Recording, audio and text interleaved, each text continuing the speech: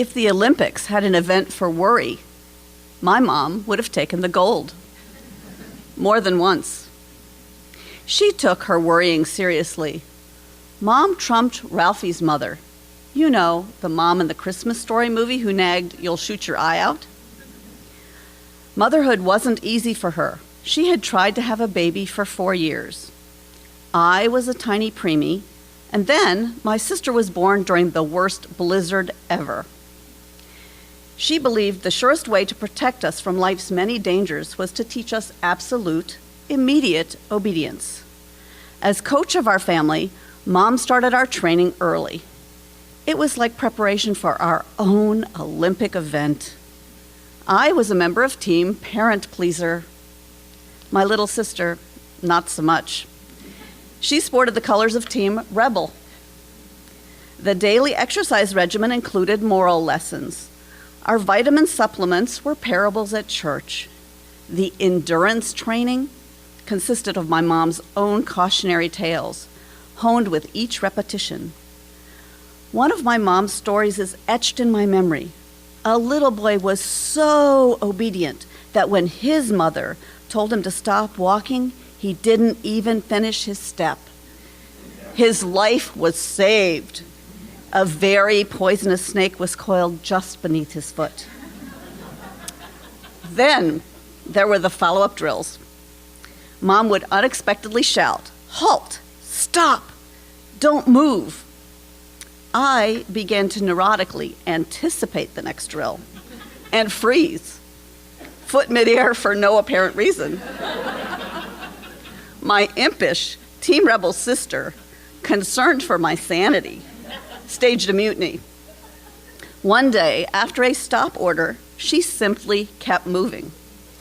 When Mom demanded an explanation, my sister's victory was complete. She reminded Mom of another of her own favorite tales, The Boy Who Cried Wolf. In all fairness to my mom, sooner or later, every baby becomes totally mobile with no judgment. Any sane mother will say whatever it takes to keep her child safe. Then she has at least one out-of-body experience.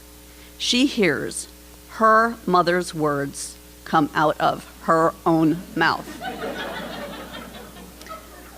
My grown children erupt in laughter and tease me about the time when, just like their grandma, I told them not to stick their fingers, hands, or elbows out of the car window because they might get cut off by passing trucks. Except for the occasional outrageous lapse, I thought I had kept my genetic tendency to overprotect well in check. I had never told the snake story to my children. One evening, my 6-year-old son Carlos and I attended obedience training with his new black miniature Schnauzer puppy. He had named him Whiskey for Wisconsin. At class, I began to suspect that the puppy was a covert member of Team Rebel.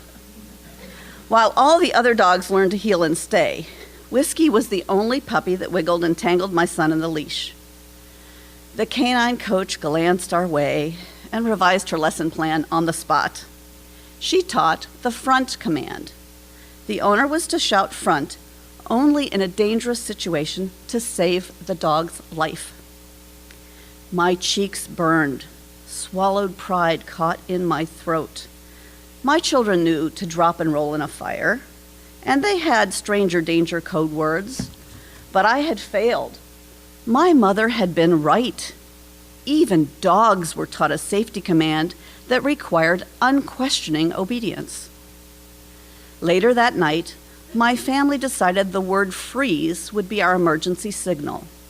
I practiced briefly with each child. About a year later, an unexpected afternoon off from my medical practice left me with time to run errands. It was a sunny spring day, and I vaguely remembered that Carlos had a class field trip to Vermont Park. More than once, I toyed with the idea of joining them. Suddenly, I was overwhelmed with a desire to play hooky, drop everything, and go. The sun warmed my shoulders, and a breeze carried the scent of lilacs. I drove with the car window down, my radio booming oldies. When my car entered the park, the second grade class was clustered in a circle. Teachers helped the kids who couldn't launch their brightly colored kites. I turned into the parking lot and spotted my laughing son as he ran full speed, proudly looking back over his left shoulder. His blue and red kite lofted effortlessly into the sky. My mood soared with childlike delight. Then my joy shattered. I shoved open the car door, jumped out, and pressed past the fear that had a chokehold on my voice. I bellowed, "Carlos, freeze!" His body tensed. In the next split second, my heart understood eternity. If he didn't obey, he froze mid-step, then turned and looked forward. His face lost all color. He was only feet from the edge of a steep bluff. I ran forward and hugged him. In sync, our hearts drummed an adrenaline-fueled rhythm. The aftershock left us both trembling. Once steady, we walked close to the cliff edge and peered down to the shore of Lake Michigan. Our eyes locked as we wordlessly confirmed the wisdom of the freeze command. A few seconds later, Carlos ran off to rejoin his kite-flying friends, his curly blonde hair haloed by the low afternoon sun, his brush with eternity already left behind. Every time I see a kite, I am grateful that I listened to the lesson of my earthly mother and the promptings from my heavenly Father.